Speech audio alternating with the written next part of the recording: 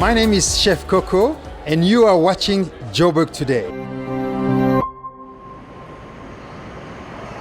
The advent of the fourth industrial revolution has brought with it an increased dependence on technology to get the job done.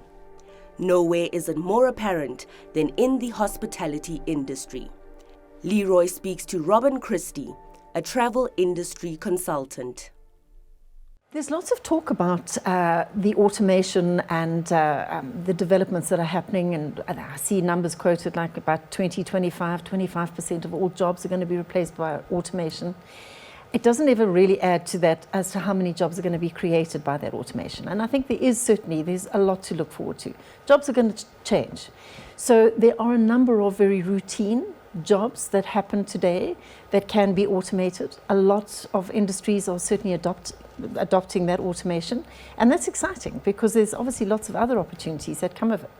But I don't think you're ever going to replace a robot with a meet and greet or that true South African essence of what people come and experience. So yeah, I think the experience that they have on vacation or in a hotel or in a guest house, still about the people. In your opinion, do you feel that those invested in the hospitality industry within South Africa actually understand the value proposition of their workforce? From a business owner perspective, I certainly think they do. It would be very short-sighted if they didn't, because they are so dependent on those people.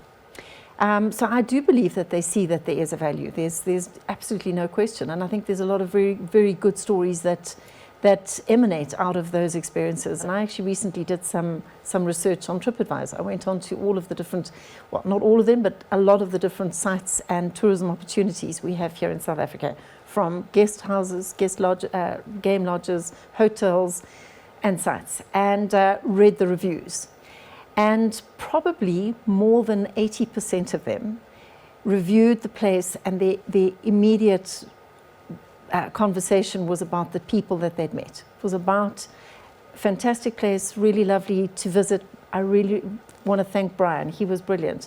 So-and-so was great. The food was outstanding. The chefs were wonderful. We enjoyed that is what makes a lot of what we're seeing as being successful.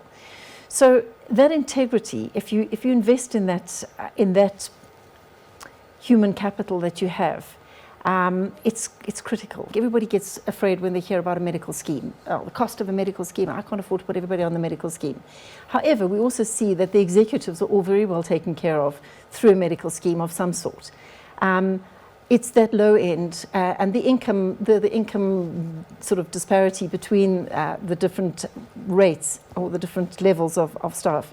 So we have a number of different solutions that actually meet that, even if it's just from an occupational therapy perspective.